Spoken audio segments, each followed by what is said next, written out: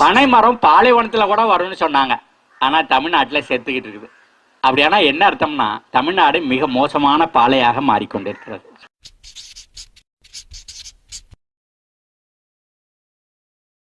ஏன் இது நடக்குது? இந்த விவசாயத்துல பயன்படுத்துற ரசாயனங்கள் நம்ம சுற்றுச்சூழலா பாதிக்குது.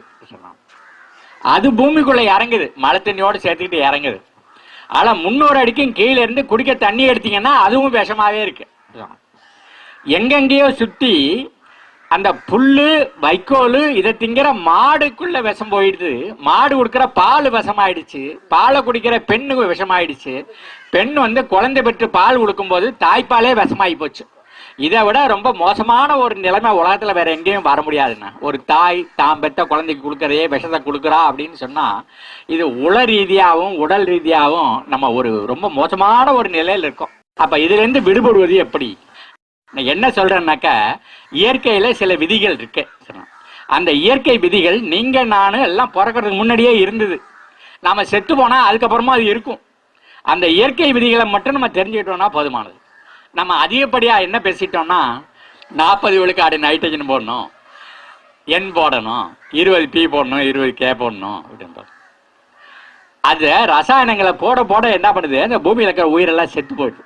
இப்ப அந்த மண்ணில் இருக்கிற அந்த உயிரை வளர்க்கணும்னா என்ன செய்யணும்? ரசாயனத்தை போடப்படாது, விஷத்தை போடப்படாது. போட்டா அது செத்து போயிடும். சரிண்ணா? அதுக்கு பதிலாக அது கேட்கறது கழிவுகளை தான் கேட்குது. சரிண்ணா? நம்ம ஆட்டுச்சாணியை போடும்போது, மாட்டுச்சாணியை போடும்போது, கோழிச்சாணியை போடும்போது, இந்த இலைதலைகளை வச்சு அதில் சாணி தண்ணியை தெளிக்கும் போது, கம்போஸ்ட் ஆக்கி மண்ணில் போடும்போது நம்ம என்ன செய்யறோம்? நம்ம நுண்ணுயிர்களுக்கு சாணி போடுறோம். பூமி கழிவுகளை மட்டும் தான் கேட்குது, வேஸ்ட்டுகளை மட்டும் தான் கேட்குது.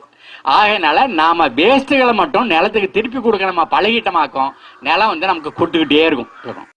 Agriculture is harvesting the solar energy. Maximum இந்த சூரிய வெளிச்சத்தை எப்படி நம்ம அறுவடை பண்ண போறோம் அதுதான். ரெண்டாவது என்னன்னாக்க, அதுக்கு துணையா நம்ம செய்ய வேண்டியது ஃபீடிங் தி பாக்டீரியா. போட்டோசிந்தசிஸ்னு ஒன்று இருக்கு. சூரியன்லேருந்து வர்ற வெளிச்சத்தை அந்த பச்சை இலை வாங்கி அது சர்க்கரையா மாத்திடுச்சு. அது சர்க்கரையா மாத்தி தின்னு விட்டு அது மிச்சத்தை வேருக்கு அனுப்புது. அந்த வேறு எல்லா இடத்துலையும் பரவலா ஓடி பூமியில இருக்கிற தண்ணி எடுத்து மறுபடியும் பச்சை இலைக்கு அனுப்பிச்சுடுது. இலை வேருக்கு சாப்பாடு போடுறதே ஒழிய வேறு இலைக்கு சாப்பாடு போடவில்லை. அதனால வேர்ல நான் செடிக்கு சாப்பாடு கொடுக்குறேன்னு சொன்னா அது சயின்ஸ் இல்லை. முதல்ல இதை நம்ம முடிவு பண்ணிக்கிட்டீங்கன்னா யாருனாலும் நம்ம திருப்தி பண்ணலாம்.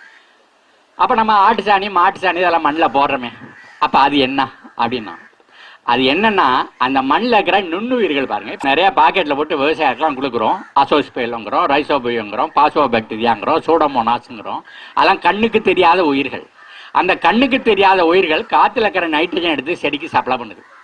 பூமியில உறைஞ்சு கிடக்கிற பாஸ்பரஸை இலைக்கு சப்ளை பண்ணுது. அந்த பூமியில கிடக்கிற ஒவ்வொரு பொருளையும் பொட்டாசா மாற்றி அதுக்கு சப்ளை பண்ணுது. நீங்க எதெல்லாம் கடையிலேருந்து வாங்கியாந்து போடணும்னு நினைக்கிறீங்களோ அது எதையும் வாங்கியாந்து போட வேண்டிய அவசியம் கிடையாது. அவ்வளவையும் அது என்ன பண்ணுது, இந்த மண்ணில் இருக்கிற நுண்ணுயிர்கள் செய்து. அப்போ பூமியோட வளங்கிறதுனா 3 இருக்கணும். ஒன்று physical property of the soil, நிலம் பொல பொலன்னு இருக்கணும். ரெண்டாவது biological property of the soil, அதுல உயிரினங்கள் இருக்கணும், நுண்ணுயிர்கள் இருக்கணும், மண்புழுவெல்லாம் இருக்கணும், பூரா இருக்கணும், தவளை இருக்கணும், நண்டு இருக்கணும். மூணாவது இவைகள் எல்லாம் வேலை செஞ்சதுன்னா செடிக்கு வேணுங்கிற எல்லா ரசாயனங்களும் மண்ணில் வந்துடும். அதுக்கு பேரு கெமிக்கல் ப்ராப்பர்ட்டிஸ்.